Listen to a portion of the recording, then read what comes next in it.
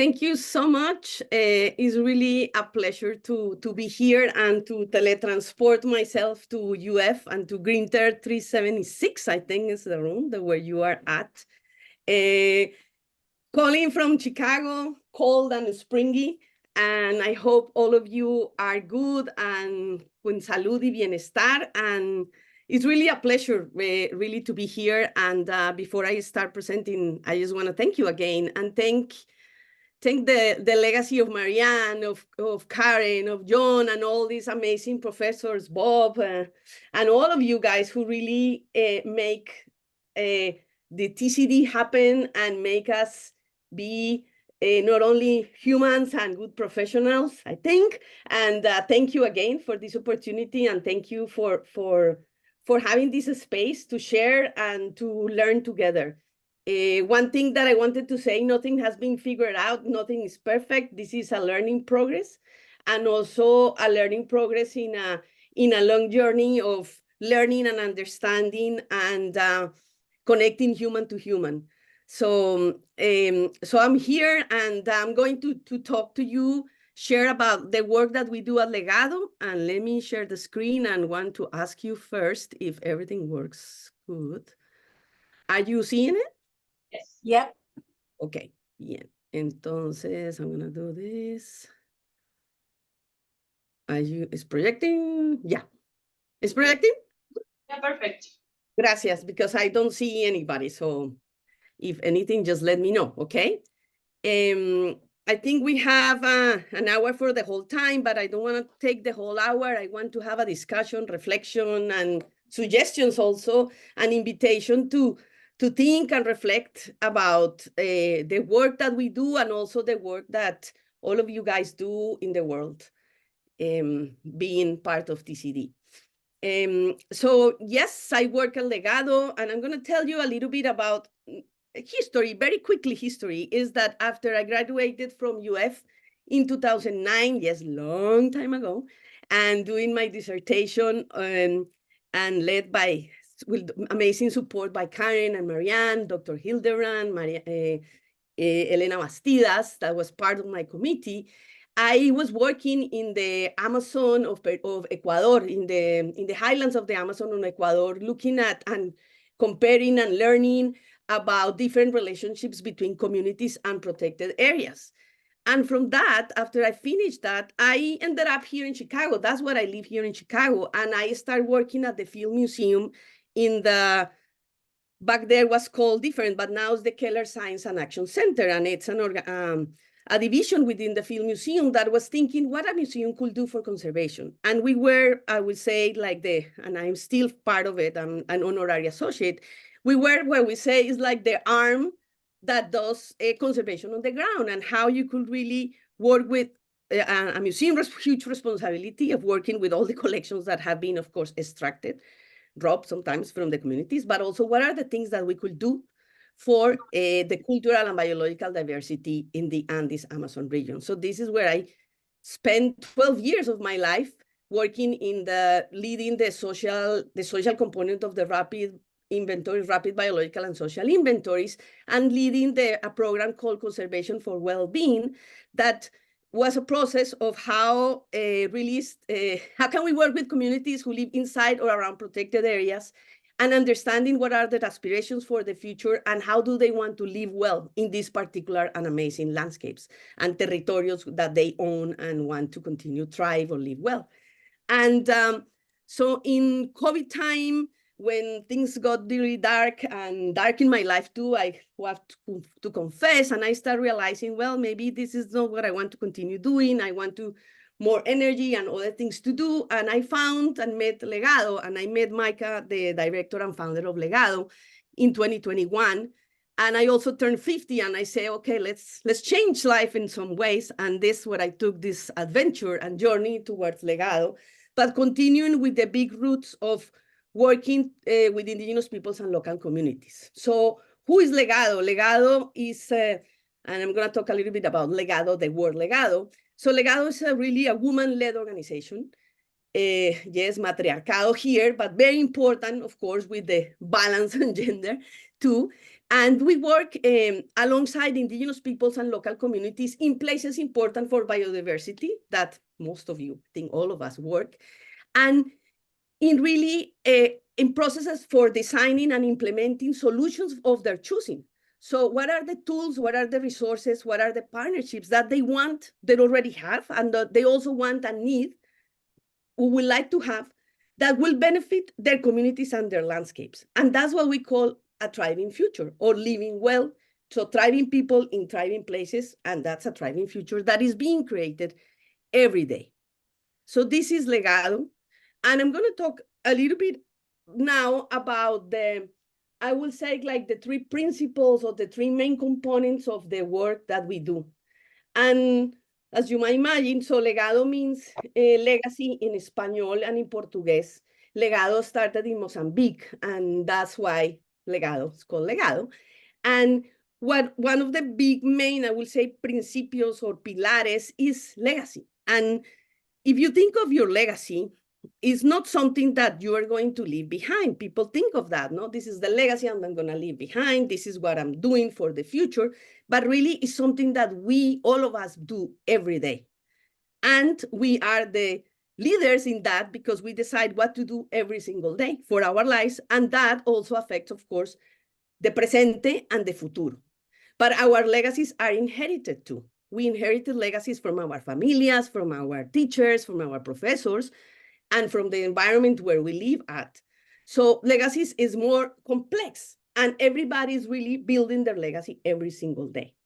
And in Legado, really, what we talk about is legacy planning. And when we talk about legacy planning, is community, each individual that belongs to a community come together to really articulate their legacies for themselves, for their community, and for the landscapes. So starting with the individual, what is an agent of change, or the agent and has the decision to make. So everybody's a leader, no? Everybody's making decisions every day. So that's one of the hearts of Legado.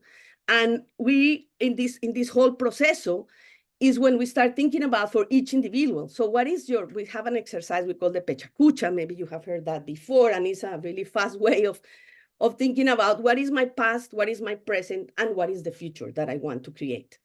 And here you see similar representations of people from Kenya, from Northern Kenya, from Mozambique, and from the Peruvian Amazon, talking about their legacies, their pasado, their presente, and their futuro. And in a way, also, it's an exercise that really creates these spaces for reflection and action, and also to that you don't really need to read and write. You could draw, and you could really be very creative. Then the other component that I want to talk about, or that I want to mention, that is based on the work that we do, is the assets-based approach that maybe you have heard before. And is this, sorry, I'm going to do. Let's think about with the assets versus the deficiencies. And I have this example of the glass that we use all the time. And one thing I want to mention is this builds, of course, on all the work that we were doing at the Film Museum, and also of the work that Kretzmann and Mike Knight here in Chicago with the ABCD Institute, in a way of thinking and really making clear that the communities don't have, like, these deficiencies, and their glass is half full of almost full. But some of the times that you have seen and maybe feel that when the project comes from the outside, is like, oh, you are backwards, you need all these things, let's fill your glass. Instead of looking at that the citizens, they are not clients, and they have assets and capacities. And when we talk about assets, or fortalezas, or strengths, we talk about things that are they tangible and intangible too.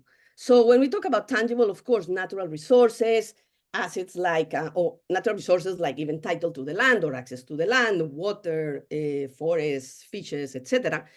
But also an infrastructura, if we think of some cases, but also what are those intangible assets? So when we talk about intangible assets, are really the knowledge, the traditions, the norms, the ways that people are already doing things that are not really being seen and are not really being understood or respected by, when we talk about the outsiders coming to help or support.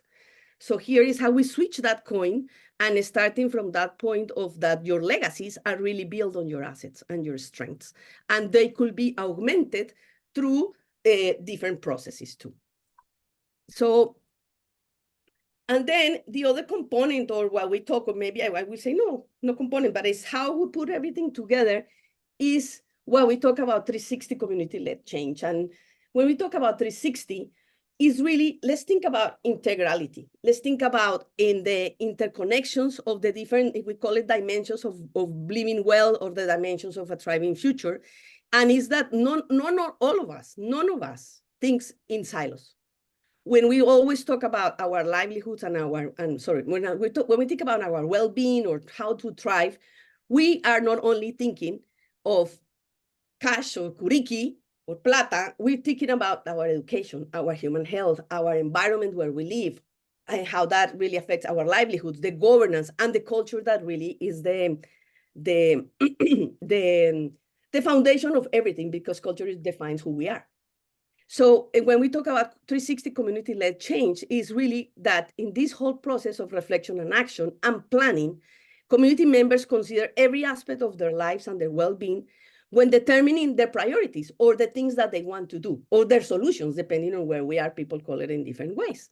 And really, when this analysis has been done, and I'm going to talk a little bit about this process on how this, when we call a community asset mapping, or La Florecita that you see here, is that community members consider how every component of petal of this flower really intersects with the other. And so, for example, education intersects with livelihoods, when roads are built to improve school access, or when traditional knowledge is prioritized alongside learning in the classrooms. Healthcare is also mean that a new clinic is also built on their knowledge and traditions on how to build it. I'm going to show you an example in Mozambique and in Kenya, but also it could work alongside protecting the forest that grows medicinal plants. So one thing about talking about these whole processes of 360 community-led change is how in these processes and how can we foster really inclusivity. And in these whole processes is how to include the traditionally underrepresented voices that get to speak and articulate their priorities too, and not the typical business as usual leaders that always come and talk and put their voices at the center. So how can we create the spaces for centering women, for centering youth, and really that the priorities that come out really represent the whole community and really benefited in most of them. So when we talk a little bit about outcomes, really, is what I was talking. So if you see here the florecita again, you see the petals intercepted one of each other, and how that really makes this thriving future. And through this process of really reflecting, acting, and planning, communities in these particular places where we work have come out with priorities that really are integrales. And I'm going to give you an example in a little bit, and how they have also been able to fulfill the dreams they have for themselves, for the family, for the comunidades, and for their environment, but also have been able and continue to be able to gain access to governmental and non-profit support, and activating themselves to really make their futuro vivo happen. And I'm going to talk briefly here, and then along the process, you're going to see a little bit about how we talk about our outcomes. And when we talk about our outcomes, one of the main things that we talk about in this, because this is a process of inclusion and activation, is how we talk about inclusion and activation, how uniting communities around a shared vision really creates that process of inclusion and activation, how the amplifying the community voices and priorities. So it's not only the priorities of one or two people, it's the priorities of this collective. And at the same time, through the process of legacy from the individual to the community and the bigger whole, how the individuals could create and increase the abilities to adapt and respond, and building on their assets. In this telling you a little bit about the proceso and the modelo, how this thing plays out. So first of all, community members share their legacies, and I'm going to show a little bit about the process. Then community members build this legacy plan in this whole process and develop the priorities together, passing through different filters, when we call filtros, the prioridades that really represent what they want, the assets that they have, and how it benefits the majority. And then they develop robust, we call robustos, planes robustos de implementación, and also because in a way, who is the responsible for making this happen? If the responsible for making the priorities happen is somebody from the outside, this is not your priority. And that's how something in these processes, we want to create these processes of really ownership and being responsible for implementation and being responsible and held accountable, the community members, to make the priorities happen. So where we are working now, as I said before, Legado started in Mount Namuli in Mozambique.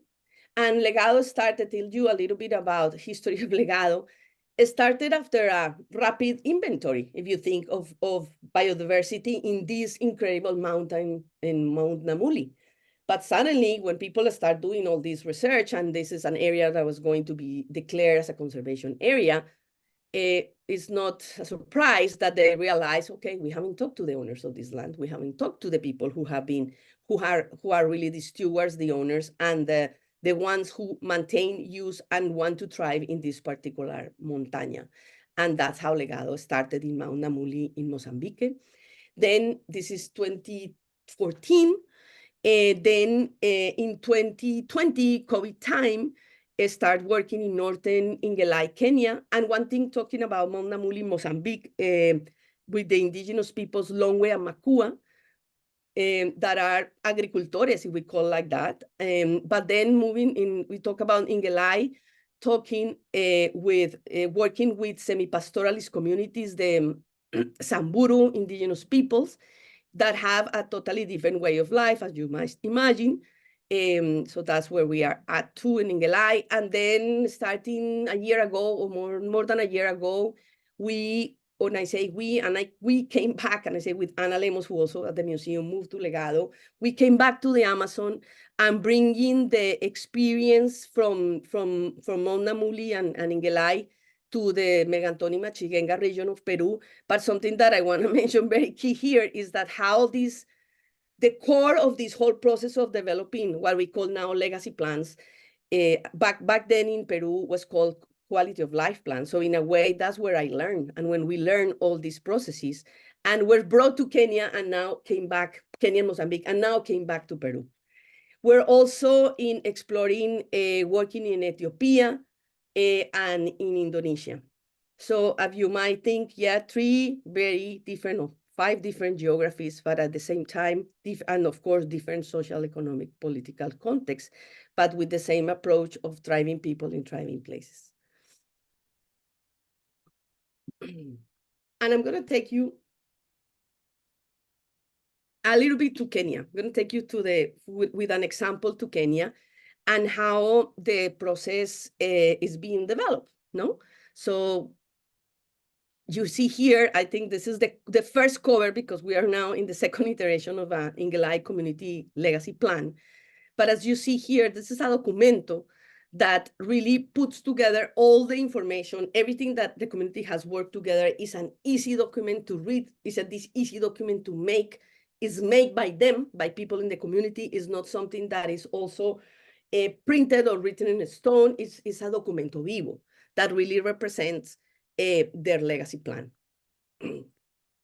So let me take you to Ingelai in northern Kenya, with the Samburu indigenous communities who are semi-pastoralist, and how this whole process has been played out. So if you think in this whole process, the community members, let's focus on the left-hand side, and how the community members share their legacies. And yeah, it's a process that takes time, but is now being more efficient and faster in the process. But what we wanted to go deep in this whole process is because how we train the trainers and how we work with the teams on the ground who are part of the community conservancy, because that's the territory where these indigenous communities live, but also the NGO that is our main partner in Kenya, the Northern Rangelands Trust. So it's a whole process of training the trainers who are going to work together in co-creating this plan, but at the same time are the ones who manage and continue implementation of these priorities. So the support of Legado is the co-creation and the accompaniment, is not the doer. And I wanted to make that clear here. So then community members build their legacy plan and then start implementing their priorities. And let's talk a little bit about the process. So when we start talking about co-creation as free, prior, and informed consent, first of all, do they really want to do it? Do they want a very clear explanation of what is this whole process? How are we going to work together? Is it, what are the benefits? What are the risks too? Because we have to talk about all this and how the community participation is in all of this. One thing here, key here in Kenya is that this is a protected area, community conservation area, it's a community conservancy with direct use, if we call it in these categories, people living in it, conviviendo with elephants, with giraffes, with lions, but also with all their animals, like their livestock, and also all the infrastructure in it. So they really needed to develop a plan de manejo, a management plan of the conservancy. But a management plan always has been done with few people, and people from, like say, leading by the NGO, with just a few representatives of the community. So how can we really switch the coin here and make a plan that is really a legacy plan, but also the community conservancy legacy management plan that involves most of the voices of the communities and really creates priorities that represents what people really want, and not the typical, I will say, and I'm not criticizing, but like just the typical priorities of rangelands and management of grasses. What are the other priorities that should come out? And this management plan of this protected area is really the management plan of how people want to live and thrive in this particular territory. So free, prior, and informed consent, of course, the first step, and then something that we call La Florecita, or the community asset mapping, and really is a process of reflection and action and how we are in our different dimensions, that we call it, or in different petals. How is different petals, how we are really, how do we feel that we are doing in this moment? And it's a subjective exercise, if we call it like that, but in a way, when we do it in these grupos, it really creates these spaces for reflection and thinking. So how do we think we are in our environmental health? How is our culture? How is our education? How do we define that first? And then how do we think we are? And then, so we go, it's really an index. And so we go from 1 to 5, and we explain what 1 is and what 5 is. And then we take the pulse and put a ranking. And we go petalo by petalo to really understand how we are doing, and at the same time realizing that we need all these petals full of color to really thrive. It's an exercise that really could take some time, but it's very important and it's very key to generate the conexiones and the interconnections between the different dimensions. And then, is there anything there? No? Okay. Then let's talk about co-creation at the collective, and talking about the collective decision making. So based on the rankings from 1 to 5, so 1 will be really bad in a way, but they define what that bad means, and 5 really good doing. How do we want to go from 1 to 5? And how do we want to have this flower full of color? Those are the priorities. But how that process happens is really a process of integration, and also a process of prioritization. And that takes a little bit of a while, but has been amazingly, and the process of really how to really decide what we want and how we want it. And also passing a filter that we call it, that you see on the right-hand side, of course, it's written in Samburu, but does it really represent, does it really is building on our assets? Does it really represent our vision? Does it really is going to benefit most of us, and is going to help most of us? So that's kind of the filter that passed there. And we ended up with, we wanted to focus on 3 to 5 priorities that we could really manage in the short, medium, and long-term time, and really have a process of how we're going to implement them. So from planning to action is really, what is the action that it needs to happen? Who is going to be responsible? Cuándo we're going to happen? Who is going to follow up?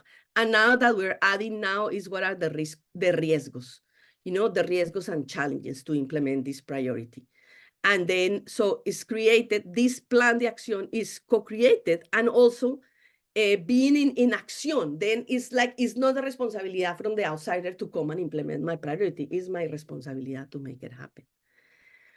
And something that has been very key and important here too is how in this whole process, we, and with our partners, invite key people that cool and that are supportive from the gobierno or from the different environmental NGOs or different organizations who are in that landscape. So reading that stakeholder map of supporters and how can we involve them from the beginning of the process, and then inviting them to different sessions to share what the priorities are. And in this case, I want to show here on the right-hand side, this is Moses Lecaso. He's really now, like, let's say, kind of the mayor of this particular municipalidad. And who was part of the whole process. So by being part of the whole process, really make a huge difference for him to realize how the priorities came up from the bottom up, and really when they are doing the plan de desarrollo, like local development plan, really should incorporate the prioridades that come from the communities instead of coming with a set of ideas that are being designed on a desk. So he was saying, well, you have done my homework. When I developed when we developed the community, no, ¿cómo se llama? Del plan de desarrollo local comunal, del plan de desarrollo local del municipio, here there is an example of how the priorities should be really come up and how they should be developed.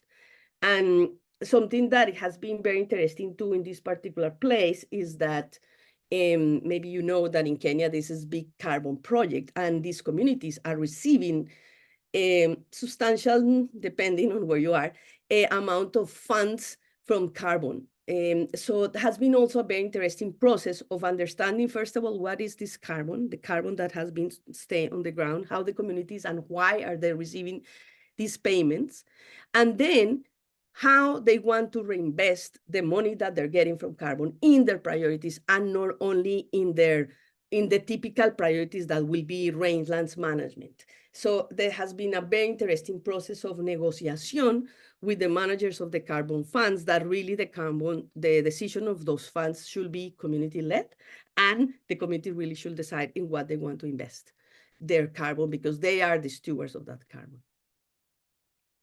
I want to give you I love this priority, because this is a priority that came out in Ingelai, Kenya, from the mamas, and a priority they say, well, we have been giving birth in our maniatas, in our homes, and that's the traditional way of doing that. From the Kenya government, that's something that is very interesting, that is in a way that is not allowed, or people say like, no, the woman should come to the dispensary to receive the Western medicinal way, and they cannot bring their doulas or their parteras, no, the traditional birth attendants. So this was a very interesting woman negotiation here with a nurse of the particular dispensary of health post, when they say they have seen and heard about opportunities of creating something they call maternity shelters, and how they could really build a maternity shelter next to the health center, to the health post. But in the maternity shelter is something that has been designed and built by them, because they are the ones who build casitas. And also, what are the things that they want to have in their maternity shelter? And who do they want to have in their maternity shelter when they're going to give birth? And there was a whole process of really developing, co-creating this priority, learning from architects also how to make these maternity shelters stronger this third year. And they build it. And in a way, it's next to the health post, and has been really the nurse from the health post has been an amazing facilitator of this process too. And I said, yes, in the maternity shelter, they could bring their familia, their chico, their post, the squatting pole, and also if there is an emergency, they could just come to the maternity, to the health post. but she's supporting the delivery in the maternity shelter. So, and something that has been very interesting too around this maternity shelter is that because it created a hub for mamas to come together, it also brought some other projects from USID, a water elevated tank. So now they're growing vegetables. So every mama is also growing vegetables in this area because, as you might imagine, this is a very dry area, and having healthier vegetables now and also water access to bring water to their homes. So becoming a hub. And also, so 24 babies have been born since last year when the maternity shelter was inaugurated.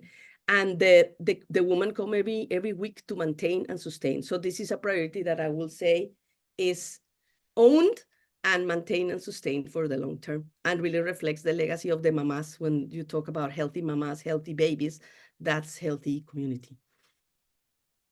Another priority I want to share here, very interesting in Mozambique, in the northern Mozambique, is a health post too, that this is in the build now, is being built right now. And it's something interesting too, because from the government of Zambezia province here in Gurue, the census of the community was like, there's just 2,000 people or 3,000 people. Who knows? That was what government was saying. And at the end of this whole process is around 24,000 people without access to health. And the community mobilized themselves, designed a community health post with the gobierno now that is supporting it. But something that is very interesting to hear is very associated with reforestation. Why? Because people were cutting the trees down and, of course, decimating medicinal plants and cutting the trees down to pay for health in a very far away place. And here the whole process is we're going to recover medicinal plants. We're going to also plant trees around these whole areas to recover the forest cover and have better water supplies too in the area. So if you think it's a priority that is totalmente integral in a way, and also supporting their knowledge of, they're doing seedlings in different areas, seedlings of native plants, and I can't remember the name, but the people who are the medicinal healers are also being involved, part of the process of recovering traditional medicinal plants, but also with a plan of also working at the health center, supporting the community's health. And so just in a nutshell, wanted to mention a little bit about the results of these processes of 360 community-led change or thriving futures, is how along these years has been able to secure land tenure, having different ways of better access education, accessing medical care, increasing women's empowerment, optimizing carbon markets, as we're trying to do in Kenya, promoting peace and conflict resolution to bringing people together to decide what they want and how they want to live well, and integrating the priorities in local government plans and budgets, and also bringing or creating what we call mesas de trabajo from the different stakeholders in the landscape to support the community priorities. And instead of everybody doing their own thing and their own proyectico, why don't you come together and support the community priorities and summing recursos and making synergias.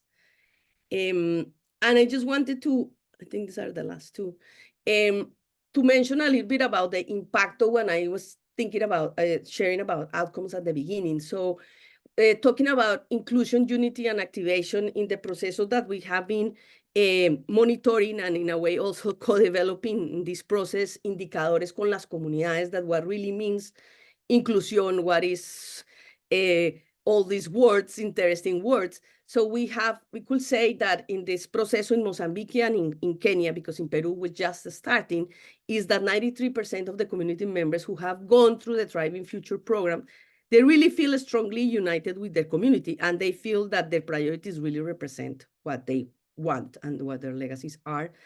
Also, that something for Kenya and Mozambique is that 66 of the community identified priorities, 36 have really driving government planning. So for education, for water access, for carbon, if you think of that too. And something too is that, talking about individual and community resilience, 91% individuals who have been part of this process say that their participation in the communities has increased. And something what I said before is that Through this process, in particular in Mozambique, 100%, almost 100% of the communities have been titled. In Kenya, one new maternity shelter in this process, and now the new health center in Mozambique being developed. Reduction in deforestation along these years, we could talk about that too. And during COVID time, there was an increase in community healthcare worker support. And there are also created community natural resource management committees.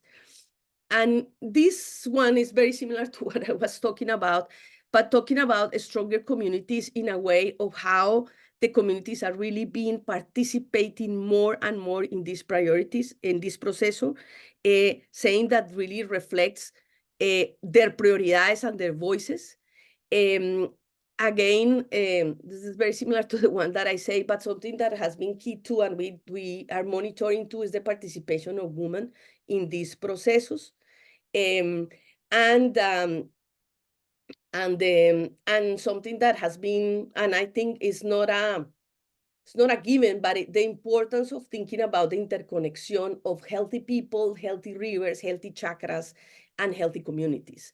No, that doesn't mean that for people in these communities is something that in a way is obvious, but it's important to really continue creating this reflection of what we lose and what we gain by deforestation, by gold mining, if we think of Peru, by the opening of a road. Not that we are against development, but it's what kind of development do we really want for our comunidad? And if you want to go diving deeper, I invite you to go to the Legado webpage. And I'm always here to respond to questions, to suggestions. And I know we have been talking since a long time ago, I remember, about collaboration. So let's continue exploring that as the programs get stronger and más fuertes. Y muchas gracias. Y